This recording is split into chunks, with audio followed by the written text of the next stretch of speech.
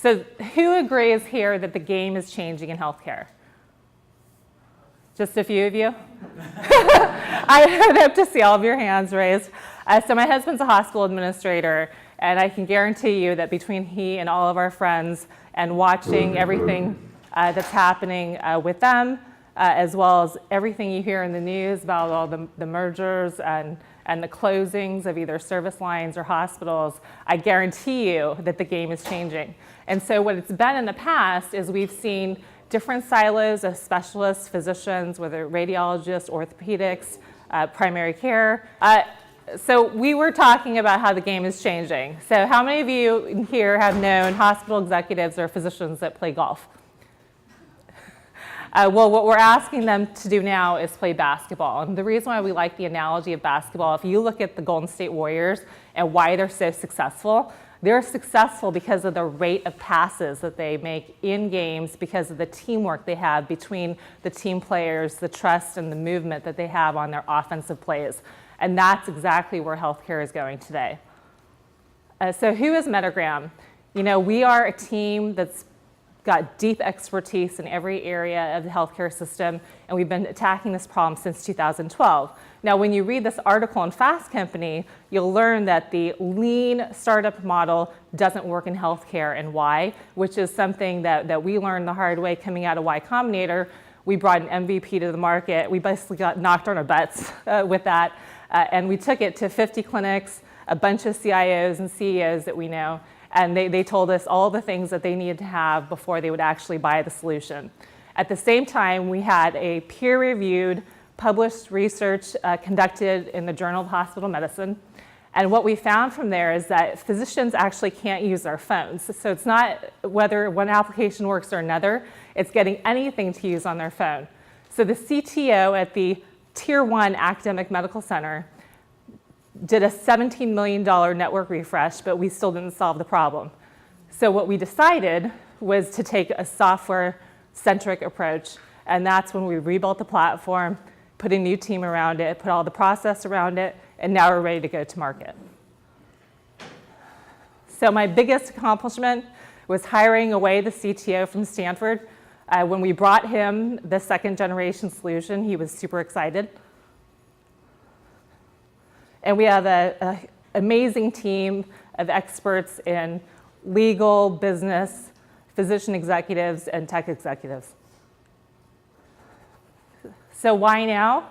We already said that hospitals need to change, right? And 96% of hospitals are budgeting for something like this, and it's a really hard problem. So let's talk about the problem. Who's used their cell phone recently in a hospital? How successful were you? Pretty successful? Where were you? On labor and delivery. Oh, well, that's good. In the OR. Okay. Well, congratulations on that. But it's Wi-Fi. But I would challenge you to try in the basement and some of your areas where you have a lot more equipment and you're going to have trouble connecting. There's a lot of technical reasons for that, but basically on Wi-Fi is perennially unstable. It's not stable, you know, by design. And then on top of that, you get a lot of congestion in the hospital environment, and that's why apps that worked on desktop or worked on laptops, they don't work on mobile phones. And that's what we learned, and that's what we designed for. So there's a huge unsatisfied market. There seems to be a lot of people attacking it. Again, they're all using web-based technology, and that's why if you look at any of the ratings, they're only hovering around 2 stars, and physicians are extremely unsatisfied. I don't know if any of you have had a chance to use any of these. He's curious, shaking his head. But if it doesn't open or load for the physician, it means it doesn't work. And so the reason why they can't make it work is because the technology that underpins the solutions doesn't accommodate the environment on a smartphone that was never designed to work in a hospital. So technology alone, who thinks technology alone is a solution for a physician at any time? No one raised your hand. This is a great audience because anyone who's ever worked with a doctor knows that training plus implementation plus support plus program management plus the technology, it's not technology alone. And we put all that together with people who have years of experience driving physician adoption and workflow management. Our business model, software as a service, we've got two types of licenses, one for the communication application, and then we've also got big data insights in a separate license that we provide for that. We have visibility into 100 million ARR just with the top 3 health systems that we've been in discussions with the last few years. And we have tremendous interest from a number of affiliated industries that need something like Medigram to incorporate in their complete solution. So we're very fortunate to be getting a lot of traction about this problem in the market. We've been published several times in the Journal of Hospital Medicine, in health IT media, and in healthcare management media, mainstream IT, and recognized by a number of the players in the ecosystem. Normally, this is reserved for companies that already have 20% of the market.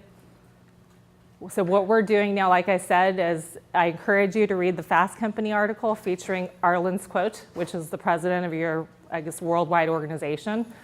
But when you go to build a real solution for healthcare, it's quite a bit more than most people imagine.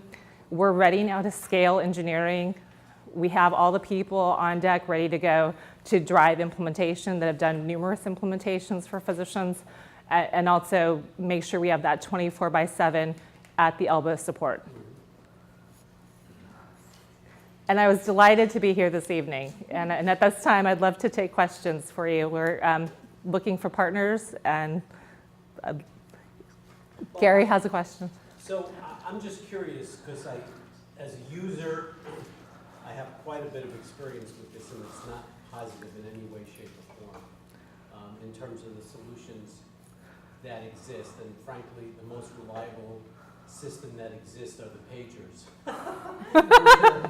Which 90% of... than me, but they are reliable. So I'm curious as to, so I understand the business case that you're making here, but Yeah. I'd like to know more about the technology and what the actual solution is and how you're accomplishing this. Yeah, definitely.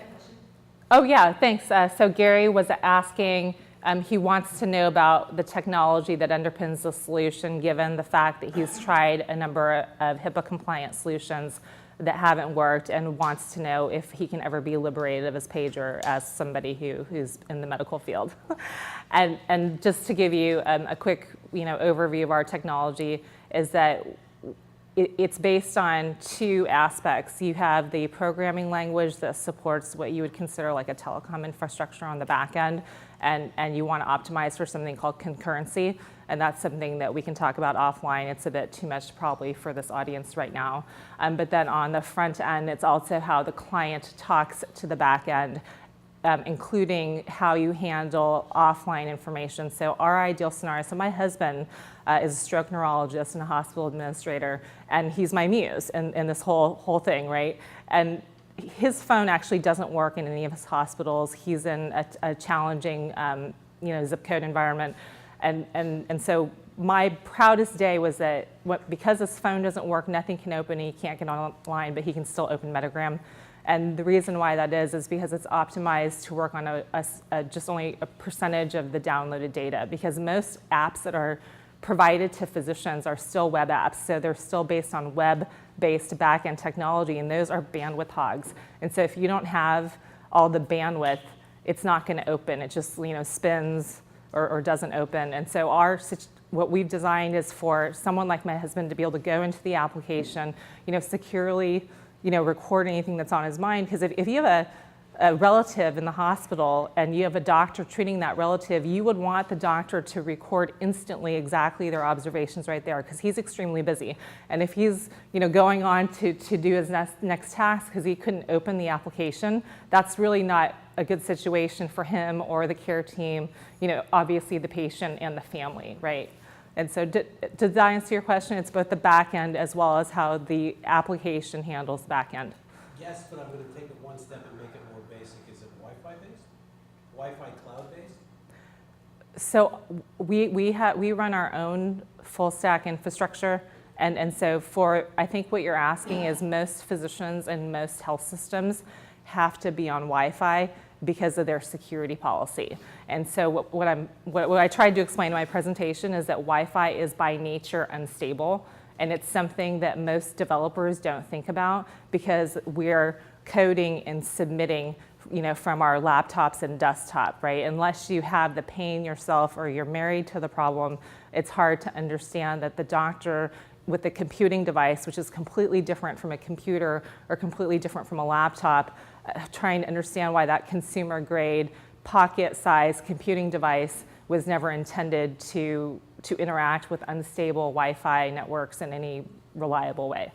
Because when you think about it, it's many different industries in confluence. It's the mobile, consumer grade phones, wireless, networking, and you have to kind of step back from that and transcend that and ask, how do we solve this? Is it possible from a software perspective, right? Does that answer your question? Kind of. Okay. Yeah. Please, what's your name? I'm Joellen. Oh, thank you. Have you thought about how you'll be impacted with 5G, whether it's more stable Wi-Fi, small cell, more fiber optic network? You're asking the right person because I'm actually obsessed with fiber optic cables as well as satellites, and of course I have to study 5G. So to answer your question, the question was, how are we going to impact when 5G comes out? And it's good for all of you to understand when the vendors come to your IT departments that 5G is a marketing term. And we need to peel back the onion and discover what that marketing term really stands for, right? And at its core, it's electrical sine waves that enable the capability of wireless. And the higher you go up the number, the shorter the sine waves are. And so the reason why it's a problem in healthcare is because everything we've been talking about in terms of this problem is related to a lot of interference. If you can just imagine a wave in a hospital building, if the hospital building is like a Faraday cage, basically, it was never designed, to enable communication, from a consumer grade phone. So between it being a Faraday cage to begin with, and then having electrons everywhere from different equipment, for cancer and X-rays and everything else, you can imagine why this shorter the sine waves, not being able to penetrate things is going to make it even more problematic. But the challenge is the people, promoting 5G really they haven't really dug into the details of what the use case is for the end user. So you think it's not going to stabilize your Wi-Fi, then you have an option of low ray or other spectrum? Yeah, so what it will do is it will provide a highly stable, stationary scenario, almost like if you're on a hardwired connection. So where I see it being really helpful is if you have really high density computing machinery in a difficult area where you can't cable or connect it to a hard wire, but it can still be stationary. That's going to be the use case for it in a hospital. Does that answer your question? I think so, yeah. Okay. Does anybody else have any other question? I have a quick question. Okay, he was next. Would that be okay? And then I'll come back to you. Yes, please. What do you think about Internet of Things? We're very excited about Internet of Things. The question was, what do we think about Internet of Things? But again, I think, I'm really passionate about, speaking with all of you. I write a ton as well. If you have any questions about 5G, wireless, interference, I've written a ton about this and worked with a lot of editors. Internet of Things is also, again, another one of those really big terms. It's kind of like telemedicine, like Gary was talking about, another one of those big terms where you have a lot that goes under that. So I think there's huge promise. But was there a specific use case that you had a question about in terms of how? Not really. I don't know much about it. I just was talking to one of the the guy who founded the company, and what his, like you said, his hyperbola probably was in hospital system, right? The MRI machine is talking to the laptop, talking to the phone in a different network. So no Wi-Fi, nothing. So it's a different network. Yeah, I think that's possible in certain environments, but I encourage everybody to look at every single electron and every byte of information in terms of what that means at the end user to the physician and the patient. And that's really the only way I can't give you a good answer in less than 2 hours. But I'm happy to talk to you about it offline if you have a specific use case or question in mind. Do you have, we have time for one last question? Okay, quick. Yeah. I didn't quite catch, is that $300 your profit model, is that per person or is that per? Yeah, it's per physician per year. Okay. Yeah, thank you. Yeah, she was asking about the pricing model, yeah. Okay, thank you so much. Thank you very much. Yeah.